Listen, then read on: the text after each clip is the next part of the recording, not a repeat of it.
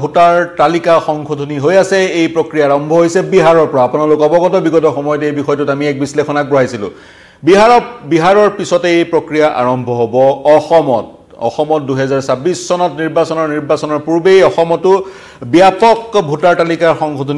সংশোধনীৰ কাম আৰম্ভ হ'ব যিটো কোৱা হয় স্পেচিয়েল ইন্টেনসিভ ৰিভিজন সচৰাচৰ স্পেচিয়েল সামাৰি ৰিভিজন হয় প্ৰতি বছৰে হিয়া এক গতানুগতিক প্ৰক্ৰিয়া কিন্তু স্পেচিয়েল ইন্টেনসিভ ৰিভিজন হৈছে ব্যাপক ভোটাৰ তালিকাৰ সংশোধনী যি প্ৰক্ৰিয়া বহু বছৰৰ মূৰত হয় উদাহৰণস্বৰূপে বিহাৰত নৱেম্বৰত নিৰ্বাচনৰ পূৰ্বে এইবাৰ জুনৰ 25 তাৰিখৰ পৰা জুলাই 25 তাৰিখলৈ এমাহৰ কাৰণে স্পেচিয়েল ইন্টেনসিভ ৰিভিজন হৈছে এই গোটেই প্ৰক্ৰিয়াটোক বিভিন্ন লোকে বেকডোৰ এনআৰসি বুলিও ক'ব বিচাৰিছে প্ৰক্ৰিয়াটোৰ উদ্দেশ্য হৈছে মূল উদ্দেশ্য আন বহুকেইটা উদ্দেশ্য আছে কিন্তু মূল উদ্দেশ্য হৈছে ভোটাৰ তালিকাৰ পৰা অবৈধ বিদেশী আঁতৰোৱা আৰু যদিহে অবৈধ বিদেশী ভোটাৰ তালিকাত অবৈধ বিদেশীৰ নাম থকাৰ কথা পোহৰলৈ আহে দায়িত্ব দিয়া হৈছে বিশেষ ব্যক্তিক ইলেক্ট্ৰল ৰোল অফিচাৰক দায়িত্ব দিয়া হৈছে সেই বিষয়টো অৱগত কৰিবলৈ কম্পিটেন্ট অথৰিটিক এতিয়া বহুকেইটা প্ৰাসংগিক প্ৰশ্ন যেহেতু বিহাৰত এই প্ৰক্ৰিয়াটো ইতিমধ্যে আৰম্ভ হৈছে প্ৰক্ৰিয়াটো কি আৰু এই প্ৰক্ৰিয়াটোত অৰ্থাৎ ভোটাৰ তালিকাত নাম অন্তৰ্ভুক্ত কৰিবলৈ কি নথিৰ প্ৰয়োজন বিহাৰত হ'ব বিহাৰত যিবোৰ নথিৰ প্ৰয়োজন হ'ব এখন দুখন বাদ দি অনুৰূপ নথিয়ে অসমত প্ৰয়োজন হ'ব কি নথি প্ৰয়োজন হয় সবিশেষ আপোনালোকক জনাম প্ৰথমতে ক'ব বিচাৰিছো স্পেচিয়েল ইন্টেনসিভ ৰিভিজন কি এইটো এক প্ৰক্ৰিয়া যেটো প্ৰক্ৰিয়া বিহাৰত 2003 চনত আৰম্ভ হৈছিল আৰু পুনৰ 20 বছৰৰ পিছত এই প্ৰক্ৰিয়াটো আৰম্ভ হৈছে বিশেষকৈ যি সকল লোকে মাইগ্ৰেট কৰিলে বা যি সকল লোকৰ মৃত্যু হৈছে কিন্তু মৃত্যু হোৱাৰ কথা পঞ্জীয়ন হোৱা নাই বা যি সকল 2003 চনৰ পিছত জন্ম হৈছে তেওঁলোকৰ নাম যাতে ভোটাৰ তালিকাত অন্তৰ্ভুক্ত হয় সমান্তৰালকৈ ভোটাৰ তালিকাত যাতে অবৈধ বিদেশী থাকিব নোৱাৰে বা অবৈধ বাংলাদেশী থাকিব নোৱাৰে এই উদ্দেশ্য আগত ৰাখি এই প্ৰক্ৰিয়া আৰম্ভ কৰা হৈছে মূলত 18খন নথি লাগিব ভোটাৰ তালিকাত নাম অন্তৰ্ভুক্ত কৰিবলৈ বিহাৰৰ বেলিকা যি সকলৰ নাম 2003 চনৰ ভোটাৰ তালিকাত অৰ্থাৎ 2003 চনৰ স্পেচিয়েল ইন্টেনসিভ ৰিভিজনৰ পিছত ভোটাৰ তালিকাত নাম আছে সেই সকলে সেই কথা অৱগত কৰিলে নথিৰ যোগেদি ইলেকশন কমিছনক বা ইলেকশন কমিছনৰ প্ৰতিনিধিক বা ৰাজ্যিক ইলেকশন বিষয়ৰ প্ৰতিনিধিক তেতিয়া তেওঁলোকৰ নাম অটোমেটিক্যালি নতুন ভোটাৰ তালিকাখনত অন্তৰ্ভুক্ত হ'ব যদিহে 2003 চনৰ পিছত জন্ম হৈছে তেনে ব্যক্তিয়ে তেওঁলোকৰ পিতৃ মাতৃৰ সৈতে সংযোগ স্থাপন কৰিব লাগিব 2003 চনৰ পিছত জন্ম হোৱা কোনোবা ভোটাৰে বিহাৰৰ নিবাসীয়ে পিতৃ মাতৃৰ সৈতে সংযোগ স্থাপন কৰিব লাগিব আৰু সেই পিতৃ মাতৃ যদি 2003 চনৰ ব্যাপক সংশোধনীৰ পিছৰ ইলেক্ট্ৰল ৰোলত নাম অন্তৰ্ভুক্ত হৈ আছে তেতিয়া সেই সকল লোকৰ নাম নতুন ভোটাৰ তালিকাত অন্তৰ্ভুক্ত হ'ব কিন্তু তেওঁলোকে পিতৃ মাতৃৰ সৈতে সংযোগ লিগেসি স্থাপন কৰিব লাগিব গতে সেই প্ৰক্ৰিয়াবোৰ যেটো অন্তৰ্ভুক্ত হৈ আছে পিতৃ মাতৃৰ সৈতে বংশ বৃক্ষ এস্টাবলিশ কৰাৰ এক প্ৰক্ৰিয়া আৰু পিতৃ মাতৃৰ নাম 2003 চনৰ স্পেচিয়েল ইন্টেনসিভ ৰিভিজনত থাকিব লাগিব গতিকে কিছু জটিলতা এই গুটেই বিষয়টো দেখা পোৱা গৈছে যি সকলৰ নাম অন্তৰ্ভুক্ত হৈ আছে 2003 চনত যি সকলৰ নাম অন্তৰ্ভুক্ত হৈ আছিল সেই সকলে যেহেতু পুনৰ আবেদন জনাব নালাগে অটোমেটিক্যালি তেওঁলোকৰ নাম অন্তৰ্ভুক্ত হ'ব 2003 চনৰ যদি এই শেহতীয়া ভোটাৰ তালিকাত গতিকে প্ৰায় 63% লোকে কোনো ধৰণৰ নথি জমা দিব নালাগে কিন্তু বিহাৰত প্ৰায় 8 কোটি হৈছে ভোটাৰ এই প্ৰক্ৰিয়াটো আৰম্ভ কৰাৰ লগে লগে এক আশংকা বিয়পি পৰিছে প্ৰায় 3 কোটি লোকৰ কাৰণে বিভিন্নজনে ক'ব খুজিছে এই 11খন নথিৰ যোগেদি যদি ভোটাৰ তালিকাত পুনৰ নাম অন্তৰ্ভুক্ত কৰাৰ এই প্ৰক্ৰিয়া আৰম্ভ হয় তেতিয়া বিহাৰত 3 কোটি লোকে মতদানৰ যি অধিকাৰ সেই অধিকাৰৰ পৰা তেওঁলোক বঞ্চিত হ'ব কাৰণ যি 11খন নথিৰ কথা কোৱা হৈছে বিহাৰৰ 3 কোটি লোকৰ যি সকলৰ 2003 চনৰ ভোটাৰ তালিকাত নাম নাই সেই সকল লোকে সেই 11খন নথি এই মুহূৰ্তত আজিৰ তাৰিখত প্ৰডিউস কৰাৰ অৱকাশ খুবেই কম যেহেতু অসমৰ প্ৰসংগটো উল্লেখ হৈছে বিহাৰৰ পিছতে অসমতো অনুৰূপ ধৰণৰ স্পেচিয়েল ইন্টেনসিভ ৰিভিজন আৰম্ভ হ'ব গতিকে অসমৰ ৰাইজৰ কাৰণে মই ক'ব বিচাৰিছো কি তালিকাৰ প্ৰয়োজন হ'ব কি তালিকা লাগিব ইলেকশন কমিছনৰ যিখন নটিফিকেশন সেই নটিফিকেশন খনৰে এই কিয়দংশ আপোনালোকক দেখুৱাইছো সেই কিয়দংশ আমি ক্ৰপ কৰি উলিয়াই আনিছো কি লাগিব নাম্বাৰ 1 আইডেন্টিটি কাৰ্ড সৰকাৰি পৰিচয় পত্ৰ যি সকলে পেনশন লাভ কৰে পেনশন লাভ কৰাৰ অৰ্ডাৰ খনো পৰ্যাপ্ত হ'ব আৰু পেনশনৰ সকল সেন্ট্ৰেল গভৰ্নমেন্টৰ বা ষ্টেট গভৰ্ণমেণ্টৰ হ'লে বা PSUৰ হ'লে সেই পেঞ্চনাৰসকলৰ যি পেঞ্চন লাভ কৰাৰ যি নিৰ্দেশ তেওঁলোকৰ এমপ্লয়াৰে প্ৰদান কৰিব সেই নিৰ্দেশখনো হ'ব বা তেওঁলোকৰ যদি পেঞ্চনাৰ কাৰ্ড আছে যদি তেওঁলোক কেন্দ্ৰীয় চৰকাৰ ৰাজ্য চৰকাৰ বা কেন্দ্ৰীয় চৰকাৰৰ দ্বাৰা পৰিচালিত বা ৰাজ্য চৰকাৰৰ দ্বাৰা পৰিচালিত প্ৰতিষ্ঠানত কৰ্মৰত তেতিয়া তেওঁলোকৰ হাতত এখন পেঞ্চনাৰ কাৰ্ড থাকিব সেইখন কাৰ্ডক আইডেন্টিটি কাৰ্ড হিচাপে গণ্য কৰা হ'ব তাৰ পিছত এনি আইডেন্টিটি কাৰ্ডৰ certificate or document issued by government or local authority banks post office LIC PSU প্ৰায়ৰ 1787 খুবেই গুৰুত্বপূৰ্ণ যিকোনো ধৰণৰ প্ৰমাণপত্ৰ আইডেন্টিটি কাৰ্ড নতুবা সাৰ্টিফিকেট ইস্যু কৰিব লাগিব স্থানীয় লোকেল অথৰিটিয়ে বেংকে পোষ্ট অফিসে LIC PSU ইত্যাদি ইস্যু কৰা প্ৰমাণপত্ৰ সেই প্ৰমাণপত্ৰ আকৌ ইস্যু কৰিব লাগিব 1/7/1987 পূৰ্বে তেনে ধৰণৰ যদি নথি আছে 2003 চনৰ 2025 চনৰ ইন্টেনসিভ যি স্পেশাল ইন্টেনসিভ ৰিভিজন সেই ৰিভিজনৰ পিছত ভোটাৰ তালিকাত নাম অন্তৰ্ভুক্ত হ'ব বা এই ডকুমেন্ট গণ্য কৰা হ'ব বাৰ্থ সাৰ্টিফিকেট ইস্যুড বাই কম্পিটেন্ট অথৰিটি জন্মৰ প্ৰমাণপত্ৰ গ্ৰহণ কৰা হ'ব পাছপোৰ্ট গ্ৰহণ কৰা হ'ব মেট্ৰিকুলেশ্যন বা মেট্ৰিক ক্লাছ 10 বা মেট্ৰিক পৰীক্ষা বা তাৰ ওপৰৰ কিবা পৰীক্ষাত উত্তীৰ্ণ হোৱাৰ যি প্ৰমাণপত্ৰ সেই প্ৰমাণপত্ৰ গ্ৰহণ কৰা হ'ব বোৰ্ড বা ইউনিভাৰ্চিটি যি প্ৰমাণপত্ৰ পাছ সাৰ্টিফিকেট BA বা মাৰ্কশিট দিয়ে সেইবোৰ গ্ৰহণ কৰা হ'ব PRC সাৰ্টিফিকেট গ্ৰহণ কৰা হ'ব যাৰ পাৰ্মানেন্ট ৰেসিডেন্স সাৰ্টিফিকেট আছে সেইবোৰ গ্ৰহণ কৰা হ'ব যিসকল লোকৰ ফৰেষ্ট ৰাইট সাৰ্টিফিকেট আছে সেই ফৰেষ্ট ৰাইট সাৰ্টিফিকেটও গ্ৰহণ কৰা হ'ব কাষ্ট সাৰ্টিফিকেট ল'ব NRC য'ত প্ৰযোজ্য বিহাৰ যেহেতু NRC প্ৰযোজ্য নহয় গতিকে NRC কথাটো নাহে কিন্তু NRC যদি কাৰোবাৰ নাম আছে আৰু সেই NRC নাম থকা সেই প্ৰমাণ দেখুৱাব পাৰে সেইজন ব্যক্তিয়ে তেতিয়া তেওঁৰ নামও নতুনকৈ যি ভোটাৰ তালিকা প্ৰস্তুত কৰা হৈছে সেই ভোটাৰ তালিকাত অন্তৰ্ভুক্ত কৰা হ'ব যেহেতু বিহাৰত NRC কথাটো নাহে অসমৰ বেলিকা যদি একে নিয়ম প্ৰযোজ্য কৰে ইলেকশ্যন কমিছনে NRC কথাটো কিন্তু অসমত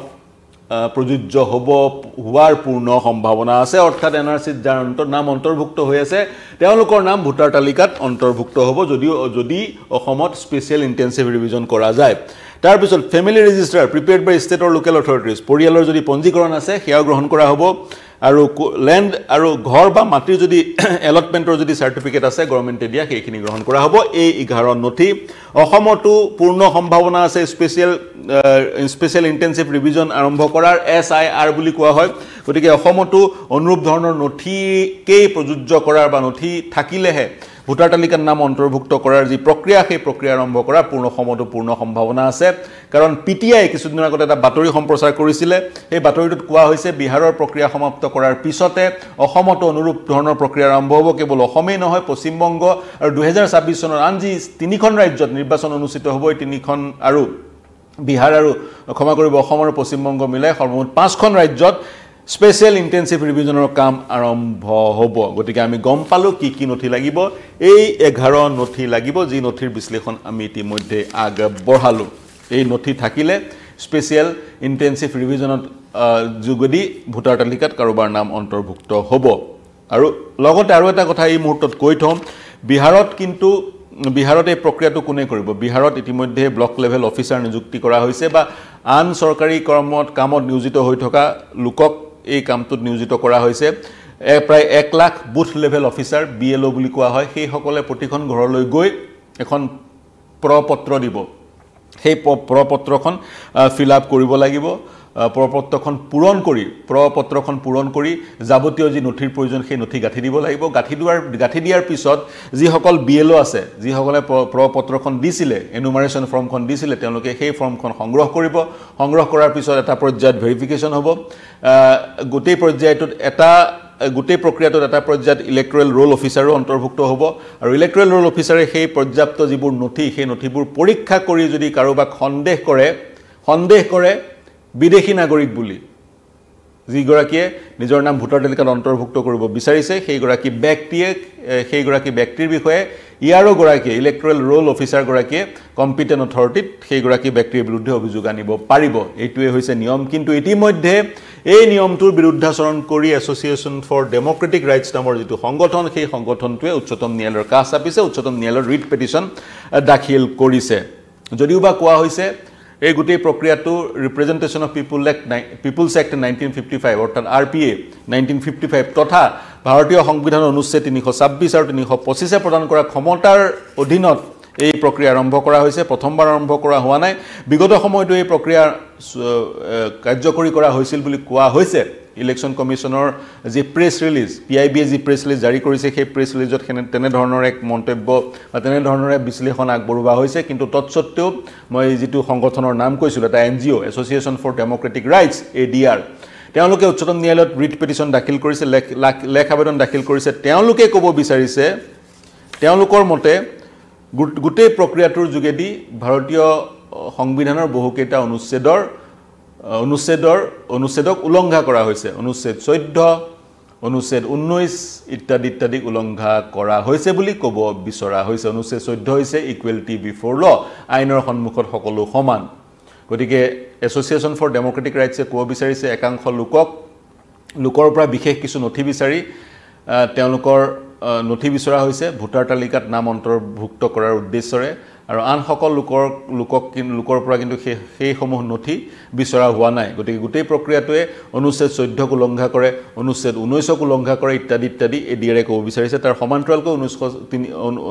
অনুচ্ছেদ 326 আৰু 325কো উলংঘা কৰে বুলি ক'ব বিচাৰিছে এডিআৰে আৰু সেই কথা কৈ সেই কথাৰ আঁত ধৰি উচ্চতম ন্যায়ালয়ত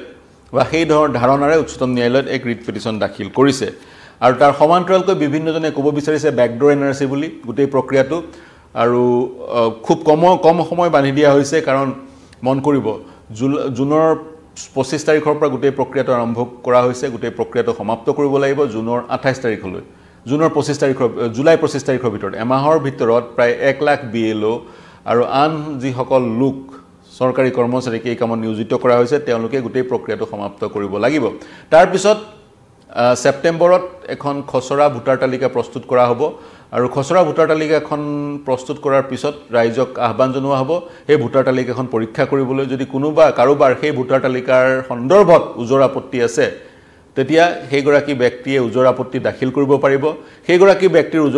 উজৰ আপত্তিৰ শুনানি গ্ৰহণ কৰা হ'ব গতিকে যদিহে সেইগৰাকী ব্যক্তিৰ কিবা ভুলবশতঃ ভোটাৰ তালিকাত নাম অন্তৰ্ভুক্ত কৰা হোৱা নাই তেওঁ সুযোগ পাব তেওঁৰ কথা শুনিব কৰ্তৃপক্ষই আৰু যদিহে তেওঁৰ যোগ্যতা আছে ভোটাৰ তালিকাত নাম অন্তৰ্ভুক্ত হোৱাৰ তেতিয়া তেওঁৰ নামটো অন্তৰ্ভুক্ত কৰা হ'ব এইটো হৈছে প্ৰক্ৰিয়া কিন্তু নৱেম্বৰত নিৰ্বাচনৰ পূৰ্বে নিৰ্বাচনলৈ ইমান কম সময় থাকোতে এই প্ৰক্ৰিয়াটো কিয় আৰম্ভ কৰা হৈছিল এই প্ৰশ্ন এতিয়া সৰ্বত্ৰ উত্থাপিত হৈছে অসমৰ বেলিকা নিৰ্বাচন যদি আমি ধৰিলো মাৰ্চ বা এপ্ৰিলত অনুষ্ঠিত হয় তেতিয়া অসমৰ বেলিকাও গোটেই প্ৰক্ৰিয়াটো সেপ্টেম্বৰৰ পিছত আৰম্ভ হোৱাৰ পূৰ্ণ সম্ভাৱনা আছে গোটেই প্ৰক্ৰিয়াটোক অসমৰ ৰাইজে কেনেদৰে গ্ৰহণ কৰে সেয়া লক্ষণীয় হ'ব বিহাৰৰ বেলিকা মই পুনৰ কৈ দিওঁ বিহাৰৰ বেলিকা আশংকা প্ৰকাশ কৰা হৈছে প্ৰায় 3 কোটি লোক ডিসএনফ্ৰেঞ্চাইজ হ'ব বুলি 3 কোটি লোকে ভোট দিয়াৰ যি অধিকাৰ সেই অধিকাৰৰ পৰা বঞ্চিত হ'ব বুলি আশংকা প্ৰকাশ কৰা হৈছে প্ৰায় 5 কোটি লোকৰ অটোমেটিক নাম অন্তৰ্ভুক্ত হ'ব সেই 5 কোটি লোকৰ কাৰণ 2003 চনৰ ভোটাৰ তালিকাত নাম অন্তৰ্ভুক্ত হৈ আছে 2003 চনৰ স্পেচিয়েল ইন্টেনসিভ ৰিভিজনৰ পিছত তেওঁলোকৰ নাম অন্তৰ্ভুক্ত হৈ আছে আৰু তাৰ পিছত যিসকলৰ নাম অন্তৰ্ভুক্ত হোৱা নাই তেওঁলোকে কিন্তু যি আমি এক তালিকা দেখুৱালো সেই তালিকা এই 14 নথিৰ যিকোনো এখন নথি কিন্তু জমা দিব লাগিব আধাৰ কাৰ্ড গ্ৰহণযোগ্য নহয় পুনৰ কৈ থলো অসমত চাগৈ একে নিয়মেই প্ৰযোজ্য হ'ব আধাৰ কাৰ্ড গ্ৰহণযোগ্য নহয় ইলেকশ্যন কমিছন অফ ইণ্ডিয়াই প্ৰদান কৰা ফটো আইডেন্টিটি কাৰ্ড গ্ৰহণযোগ্য নহয় যি MNREGAৰ যি জব কাৰ্ড সেই জব কাৰ্ডো গ্ৰহণ নকৰিব আধাৰ গ্ৰহণ নকৰে ৰেশন গ্ৰহণ নকৰে election commission of India identity card গ্ৰহণ নকৰে MGNREGAৰ যি জব কাৰ্ড সেই জব কাৰ্ড গ্ৰহণ নকৰে ইলেকশ্যন কমিছনে স্পেচিয়েল ইন্টেনসিভ ৰিভিজনৰ এই প্ৰক্ৰিয়াটোত গতিকে এই যি কেইখন পৰিচয় পত্ৰ হততে উপলব্ধ সহজে উপলব্ধ ৰাইজৰ হাতত এই হততে সহজে উপলব্ধ প্ৰমাণ পত্ৰ কেইখন কিন্তু গ্ৰহণ কৰা নহয় তাৰ বিপৰীতে যি মই তালিকা দেখুৱালো সেই তালিকাৰ যিসমূহ নথি অন্তৰ্ভুক্ত হৈ আছে 11 নথিৰ যি তালিকা সেই তালিকাত যিবোৰ নথি অন্তৰ্ভুক্ত হৈ আছে সেইবোৰ নথিহে নিৰ্বাচন আয়োগে গ্ৰহণ কৰিব প্ৰিয় দৰ্শক এই বাতৰিটোৱে বিশেষকৈ ৰাষ্ট্ৰীয় সংবাদ মাধ্যমত বা বিহাৰৰ সংবাদ মাধ্যমত শিৰোনাম দখল কৰিছে বহু লোকে ইয়াৰ বিৰুদ্ধাচৰণ কৰিছে বহু লোক বিপদত পৰিছে বহু লোকৰ হাতলৈ এনুমাৰেচন ফৰ্মখন যোৱা নাই কিন্তু বিহাৰৰ যি নিৰ্বাচনী কাৰ্যালয় মুখ্য নিৰ্বাচনী বিষয়াৰ যি কাৰ্যালয় সেই কাৰ্যালয়ৰ পৰা অৱগত কৰা মতে প্ৰায় 85% লোকৰ ঘৰত এই যি প্ৰপত্ৰৰ কথা কৈছিলো আমি সেই প্ৰপত্ৰ ইতিমধ্যে জমা কৰা হ'ল আৰু 15% লোকৰ পৰা প্ৰপত্ৰ ইতিমধ্যে সংগ্ৰহ কৰা হ'ল আৰু প্ৰায় 20 দিন সময় বাকি আছে সেই 20 দিনত যিবোৰ অতিৰিক্ত লোকৰ পৰা প্ৰপত্ৰ সংগ্ৰহ কৰিবলৈ বাকি থাকিল সেই কামো সম্পন্ন কৰা হ'ব সেই ধৰণেৰে ৰাজ্যিক নিৰ্বাচন আয়োগৰ কাৰ্যালয়ে ক'ব বিচাৰিছে বা মুখ্য ৰাজ্যিক নিৰ্বাচন বিষয়া কাৰ্যালয়ৰ পৰা তেনে ধৰণে অৱগত কৰা হৈছে কিন্তু যদিহে 3 কোটি লোকৰ 1 কোটি লোকো বঞ্চিত হয় তেতিয়া কিন্তু ডাঙৰ এক সাংবিধানিক সংকটৰ সন্মুখীন হ'ব নিৰ্বাচন আয়োগ বা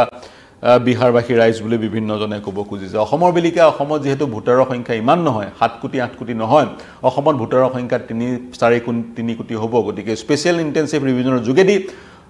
যোগেদি অসমৰ ভোটাৰ তালিকাৰ ব্যাপক সংশোধনীৰ প্ৰয়োজনীয়তা আছে নে নাই ইও এক প্ৰাসংগিক প্ৰশ্ন আৰু যদি এই সংশোধনী প্ৰক্ৰিয়াৰ যোগেদি অসমৰ ভোটাৰ তালিকা অবৈধ বিদেশী মুক্ত কৰিব পাৰি নিখন্দেহে এই প্ৰক্ৰিয়াটো সকলোৱে স্বাগতম জনাব কিন্তু এই প্ৰক্ৰিয়াৰ যোগেদি যদিহে পুনৰ হাৰাশাস্তি কৰা হয় জেনুইন ভাৰতীয়সকলক তেতিয়া কিন্তু বিতৰ্কৰ সূত্ৰপাত হ'ব সময়ত সকলো গম পোৱা যাব কিন্তু বিহাৰত এই প্ৰক্ৰিয়া আৰম্ভ হৈছে অসমতো বিহাৰৰ পিছত এই প্ৰক্ৰিয়া আৰম্ভ হ'ব তেতিয়া অসমতো প্ৰতিদিনে এই প্ৰক্ৰিয়াটো আৰম্ভ হোৱাৰ পিছত যি ঘটনাক্ৰম আৰম্ভ হ'ব সেই ঘটনাবোৰে শিৰোনাম দখল কৰিব প্ৰিয় দৰ্শক আপোনালোকৰ মন্তব্য বিচাৰিম আপোনালোকে কি ভাবে অসমতো স্পেশাল ইন্টেনসিভ ৰিভিজন হোৱাটো প্ৰয়োজন নে অসমৰ লোকৰ পৰা এনেবোৰ নথি বিচৰাটো কিমান সমীচীন হ'ব এনে আধাৰ বা ECI election commission of India identity card ration card বা এমজিএনৰেগাৰ জব কাৰ্ডৰ যোগেদিয়ে ভোটাৰ তালিকাত নাম অন্তৰ্ভুক্ত কৰা যাওক যদি এনেকৈ অন্তৰ্ভুক্ত কৰা হয় অবৈধ বিদেশীয় ভোটাৰ তালিকাত স্থান পোৱাৰ বিগত সময় বহু উদাহৰণ আছে গতিকে ভোটাৰ তালিকাখন সংশোধনী কৰাটো অসমৰ ক্ষেত্ৰত কিমান প্ৰয়োজনীয় আপোনালোকৰ পৰা জানিব বিচাৰিম ভোটাৰ তালিকা কেন্দ্ৰ কৰি অসমৰ নিৰ্বাচনী আকাশ বতাহ আজিৰ পৰা নহয় যোৱা 4 দশক 5 দশক ধৰি অসমৰ নিৰ্বাচনী আকাশ বতাহ গৰম হৈ আছে অসম আন্দোলন আৰম্ভ হোৱাৰ মূল কাৰণটোৱে আছিল ভোটাৰ তালিকা যেতিয়া মংগলদৈ লোকসভা সমষ্টিৰ উপনিৰ্বাচনৰ অৱকাশ আহিছিল 1969 চনত 78 চনত আৰু সেই ভোটাৰ তালিকাত যেতিয়া অবৈধ বাংলাদেশীৰ নাম অন্তৰ্ভুক্ত হৈ থকাৰ কথা পোহৰলৈ আহিছিল তেতিয়াৰ তদানীন্তন মুখ্যমন্ত্ৰী গোলাপ বৰবৰাৰ যোগেদি তেতিয়া আসু ক্ষুভিত হৈছিল আৰু আসুৱে এলানি আন্দোলনৰ পথ বাছি লৈছিল যি আন্দোলন প্ৰায় 6 বছৰ ধৰি চলিল আৰু সেই আন্দোলনৰ পৰিসমাপ্তি ঘটিলে আসাম চুক্তিৰ যোগেদি অসম চুক্তিৰ যোগেদি কিন্তু অসম চুক্তি স্বাক্ষৰ কৰাৰ আজি প্ৰায় 4 দশক হ'ল কিন্তু অসম চুক্তিৰ দফাসমূহ যি ধৰণৰ কাৰ্যকৰী হ'ব লাগিছিল কাৰ্যকৰী নহল আজিও অসমত আখুৱাহপূৰ্ণ ভোটাৰ তালিকা থাকি গ'ল গতিকে এই প্ৰক্ৰিয়াৰ যোগেদি যদি এখন শুদ্ধ ভোটাৰ তালিকা প্ৰস্তুত কৰিব পৰা যায় সকলোৱে স্বাগতম জনাব কিন্তু পুনৰ কৈছো এই প্ৰক্ৰিয়াটোৰ যোগেদি যদি জেনুইন ভাৰতীয়ক হাৰাশাস্তি কৰা হয় তেতিয়া কিন্তু বিতৰ্কৰ সূত্ৰপাত হ'ব আপোনালোকে কি ভাবে মন্তব্য বিচাৰিম আপোনালোকৰ পৰা প্ৰতিক্ৰিয়া বিচাৰিম এনে ধৰণৰ ভোটাৰ তালিকাৰ ব্যাপক সংশোধনীৰ সন্দৰ্ভত বিহাৰত ইতিমধ্যে আৰম্ভ হ'ল বিহাৰৰ পাছত কিন্তু অসমতো এনে ধৰণৰ এক প্ৰক্ৰিয়া অনুৰূপ প্ৰক্ৰিয়া আৰম্ভ হোৱাৰ পূৰ্ণ সম্ভাৱনা আছে অসমত